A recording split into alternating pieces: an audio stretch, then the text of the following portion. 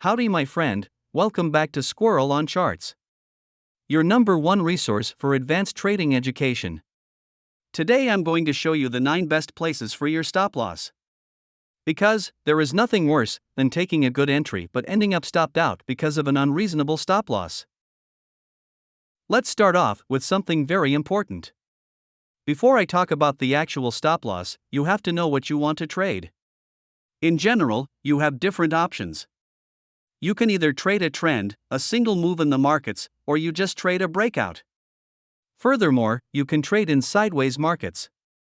Being aware of what you want to trade is important, because you need different stop rules for the different things you want to trade. Let me show you the first type of stop loss. Okay, stop loss number 1 is perfect for trend trading. In the pictures below, you can see one example of a bullish trend and one example of a bearish trend.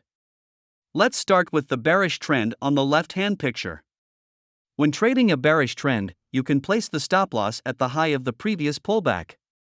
A pullback is over when the market makes a new low in the bearish trend. If that happens, you can move your stop to the last pullback's high.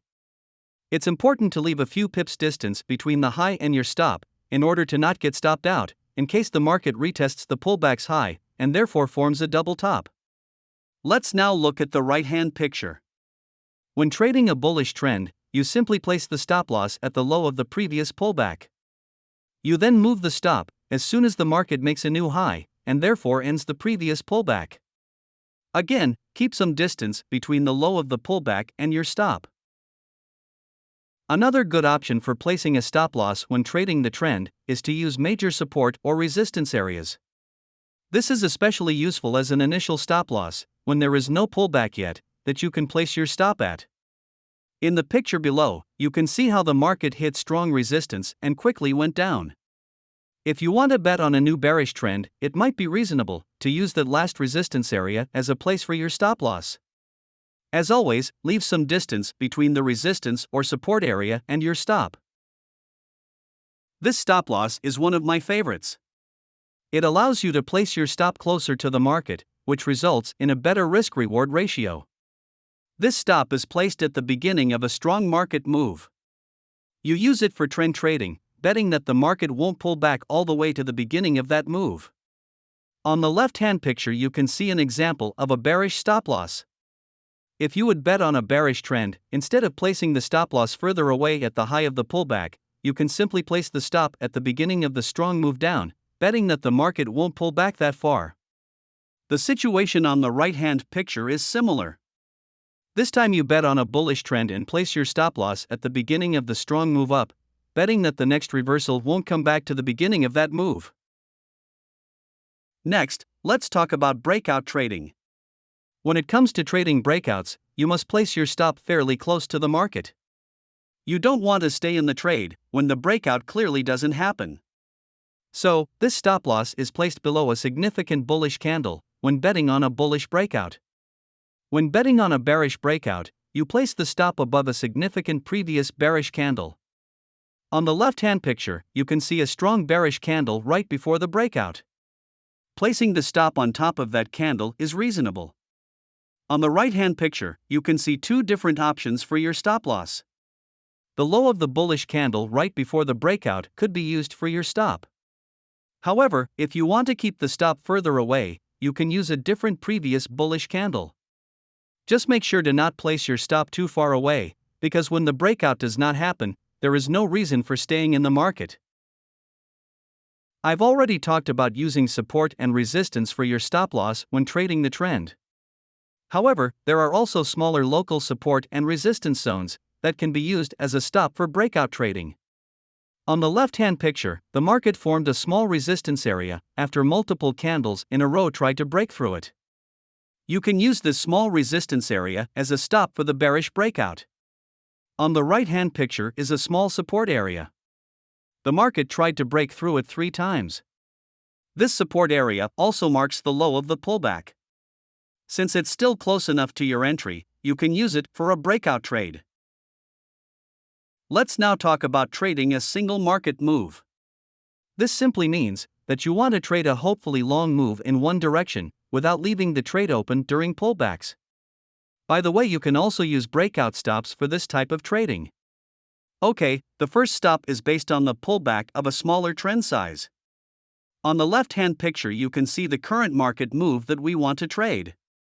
If we use a lower time frame, we can see a trend with pullbacks that can be used for our stop loss. This allows us to keep our stop closer to our entry. But it also means that we will get stopped out by a deeper pullback. Since we only want to trade the move without the pullbacks, that's fine. Keep in mind that this stop is only the initial stop. Once the market keeps on going in your direction, make sure to move the stop and close the trade once a deeper pullback or reversal starts. Of course, in a video about stops, I also have to mention technical indicators. Especially line indicators, like the moving average or Bollinger Bands, can be very useful. In my experience, they can be used for placing a stop loss in almost any type of trading, except for trading in sideways markets. On this slide, let's talk about how you can use them when trading single market moves. On the left-hand side, you can see Bollinger Bands on the chart. When trading a single move in the market, you can use the middle band for a trailing stop loss. That way, the trade will remain open as long as the market strongly moves in your direction. If you want to allow for small pullbacks, you can place the stop at one of the outer bands. Either the upper band in a short trade or the lower band in a long trade. On the right-hand side, I use the 20-period exponential moving average. This indicator can be used similar to the middle band of the Bollinger Bands. Now it's time to talk about sideways market trading. The first method I like to use is to look back at previous sideways movements in the same market. It's important to understand how the market reacts at either the support zone at the bottom or the resistance zone at the top of the sideways market. Pay special attention to how likely the market makes a false breakout and how long the shadows of the candles are. You don't want to get stopped out because of a stop that is too tight to the support or resistance zone. On the left-hand picture you can see a previous sideways zone of the market you want to trade. As you can see, the sideways zone was extremely rough, with many false breakouts and long shadows on the candles. While this is no guarantee that the market will 100% behave like this again, it at least gives you an overview of what the market does in sideways zones. In this example, it is probably necessary to place the stop far enough away. This might worsen your risk-reward ratio, but on the other hand reduce the probability of getting stopped out many times in a row. This stop loss for sideways markets is the last one in this video.